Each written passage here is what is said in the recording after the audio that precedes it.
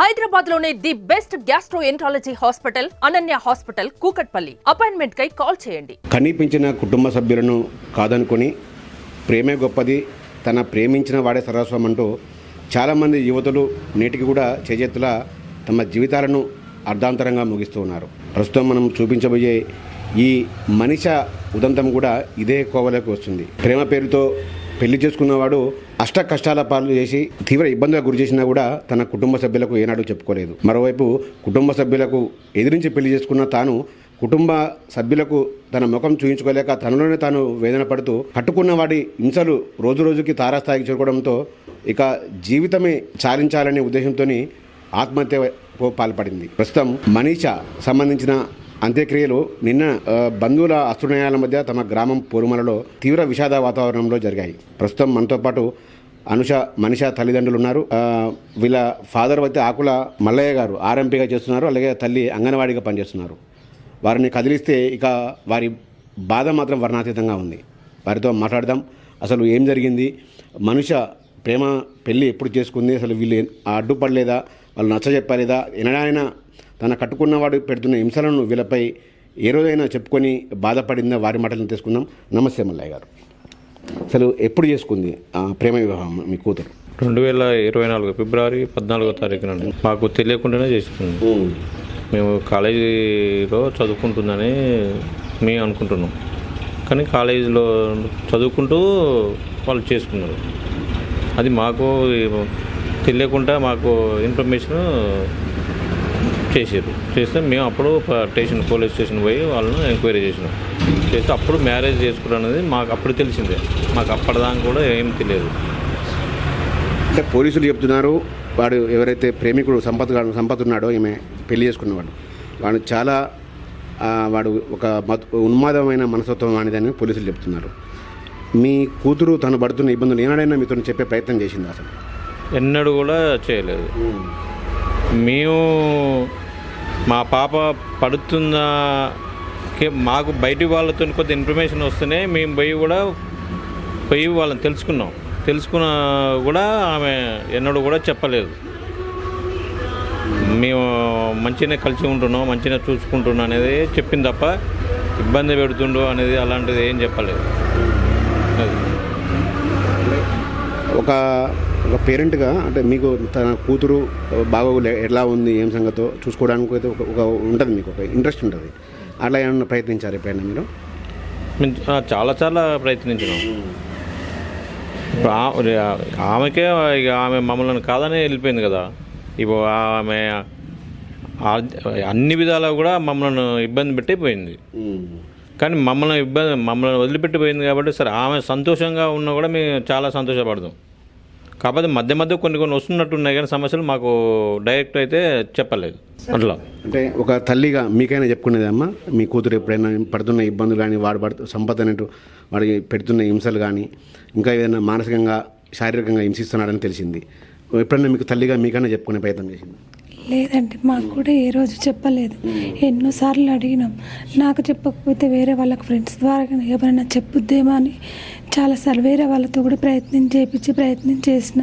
అయినా కానీ తను ఏ రోజు కూడా నేను బాగోలేనంటే మా పేరెంట్స్ బాధపడతారనే ఉద్దేశంతో తను ఏ రోజు కూడా తన ఇబ్బందిని ఎవరితో షేర్ చేసుకోలేదు.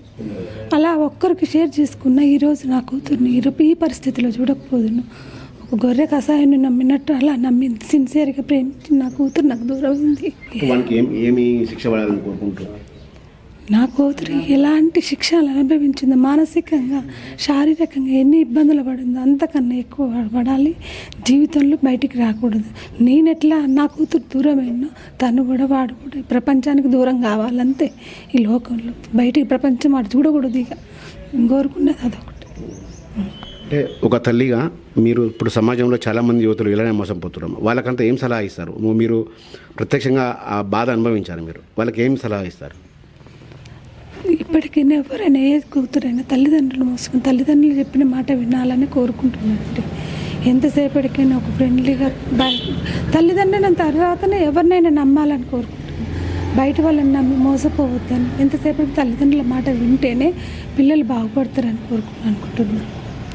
అంటే మీ కూతురు చనిపోయే ముందు ఒక ఇన్స్టా రీల్ పెట్టిందండి. ఆ రీల్లో మా తండ్రి మీ పైన ఎంత ప్రేమ ఉందో ఆ రీల్ ద్వారా తెలుస్తూ ఉంది. అంటే ఎటువంటి బాండింగ్ ఉన్నది ఇద్దరి మధ్య, మీకు మీ కూతురికి మధ్య? మాకు చిన్నప్పటి నుంచి నాకు పిల్లలంటే అతి ఇష్టమైన ప్రేమే ఉన్నదండి. అదేవిధంగా మా పిల్లలకు ఏమైనా చదువు చెప్పేయడం కోసమే బయట పంపించారు. మాకు వ్యవసాయం లేదు, కానీ ఏం పని అలాంటివి చేసేది లేదు. అదే నమ్మకం మీద పిల్లలను స్టడీ విషయంలో పంపించను, అంతేగాని వేరే విషయం ఏం లేదు. ఇంకొకటి ఏంటంటే మా వల్ల ఇప్పుడు మమ్మల్ని ఇబ్బంది పెట్టి వెళ్ళిపోయింది. అలాంటి వాళ్ళను ఫస్ట్ ఏం చేయాలంటే తల్లిదండ్రులు ఏది చెప్తే అది నమ్మాలి పిల్లలు కూడా. ఇవాళ టెక్నాలజీ పెరిగింది, అన్నీ పెరిగినాయి. ఇప్పుడు దానికి వాళ్ళు ఆకర్షితులయ్యి అన్ని విధంగా పోతుర్రు. పోయినా కూడా ఫస్ట్ తల్లిదండ్రులు ఏదైతే చెప్తారో వాళ్ళని తీసుకోవాలి. ఇప్పుడు మన దేశం కాదు వేరే దేశం పోయి కూడా బతుకుతుర్రు. అట్లా కూడా వాళ్ళు కూడా ఇప్పుడు దీన్ని తల్లిదండ్రుల తర్వాతనే ఎవరైనా కూడా. ఓకే, అది ఇప్పుడు ఫైనల్గా వానికి ఎటువంటి శిక్ష వేయాలంటారు? అసలు వాడిని ఇటువంటి వాళ్ళని ఏం చేయాలంటారు సమాజంలో? నమ్మి మోసం చేసిన మీ కూతురు, నమ్మించి మోసం చేశారు. మంచిగా చూసుకుంటా అని చెప్పిండు, టార్చర్ పెట్టిండు, మానసికంగా మీతోని ఫోన్లో కూడా మాట్లాడించేవాడని కదా తెలుస్తూ ఉంది. ఇంక చాలామంది మహిళలతో కూడా మిస్బిహేవ్ చేసినట్టు తెలుస్తూ ఉంది. అసలు ఏం చేయాలంటారు వాడిని?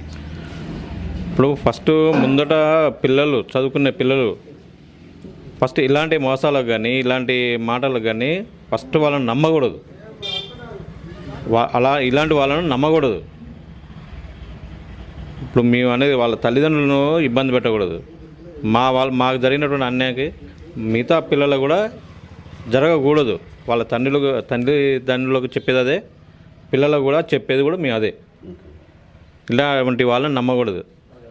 కఠినమైన శిక్షణ వేయాలి. సూసైడ్ చేసుకునేంత పిరికిది కాదు నా కూతురు కానిస్టేబుల్ ట్రైనింగ్ తీసుకుంది, కష్టపడి పనిచేసింది, ఈవెంట్స్లో వెళ్ళింది, సున్నితమైన మనసు. కానీ నేను జాబ్ చేస్తా అమ్మ అంటే నేను కోచింగ్ ఇప్పించి అన్నీ చేసిన, మెయిన్స్లో వచ్చింది. లాస్ట్ మూమెంట్లో చివరిలో తనకు జాబ్ రాలేదు, లేకపోతే ఈ సిచ్యువేషన్ కూడా రాకపో. తను అంత టాలెంట్ ఉన్న పర్సన్ ఈరోజు సూసైడ్ చేసుకుంటుందంటే నేను నమ్మను సార్. నా కూతుర్ని వాడే చంపిండు. కాబట్టి నా కూతురికి న్యాయం జరగాలి, నా కూతురు ఆత్మ శాంతించాలి. మా మేము పడే బాధని తల్లిదండ్రులు అందరికీ తెలవాలి, పిల్లలకు కూడా తెలవాలి. సమాజంలో ఇలాంటి మూర్ఖులన్నీ తొందరగా పట్టుకొని అందరికీ న్యాయం చేయాలనిపిస్తుంది. ఇది మనీషా తల్లిదండ్రులు చెప్తున్నారు. ఖచ్చితంగా మా కూతురు మనీషా ఆత్మహత్య చేసుకునేంత పిరికిదైతే కాదు. ఖచ్చితంగా దీని వెనకాల ఏదో మిస్టరీ ఉంది, దాన్ని ఛేదించాలి. దీని అందరికీ కారణమైన నమ్మించి మోసం చేసిన సంపదనైతే కఠినంగా శిక్షించాలి. తమ కూతురు తమకు లేని లోటు ఏ విధంగా ఉందో అతనికి కూడా శాశ్వతంగా సమాజానికి దూరం అయ్యేలాగా అలాంటి శిక్షలు విధించినప్పుడు ఇటువంటి జరుగుతాయి. ఇప్పటికైనా ప్రేమికులు చాలామంది తల్లిదండ్రులని తర్వాతనే ఎవరైనా అని భావించాలి. ప్రేమ ముసుగులో గొర్రెను కసాయి నమ్మినట్టు నమ్మి తమ తల్లిదండ్రులకైతే విషాదాన్ని నింపొద్దని చెబుతూ ఉన్నారు. అయితే మొత్తంగా ఈ మొత్తం విషయంలో అయితే తన నాన్నపై ఉన్న ప్రేమనైతే తన రీల్ రూపంలో అయితే మనీషా చివరి రోజు ఒక తెలియజేసింది. తన నాన్నతో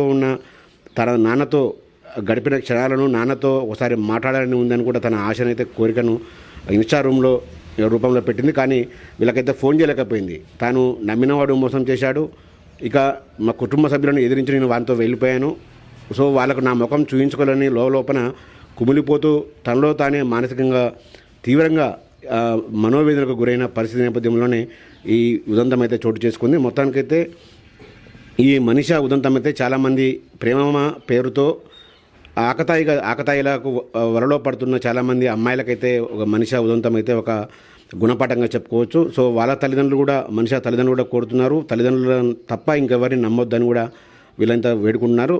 మొత్తానికి శిక్ష అయితే కఠినంగా పడాలి. సంపత్కు తన కూతుర్ని తీవ్రంగా మానసిక వేదనకు గురిచేసి హత్య చేశాడా లేకపోతే ఆత్మహత్య చేశాడా పోలీసుల విచారణ తేలుతుంది. కానీ అతనికి మాత్రం దీనంతటికీ కారణం కూడా మొత్తం సంపదే కారణం. సంపత్కు తీవ్రమైన కఠినమైన శిక్ష పడాలని కూడా వాళ్ళు డిమాండ్ చేస్తూ ఉన్న పరిస్థితి.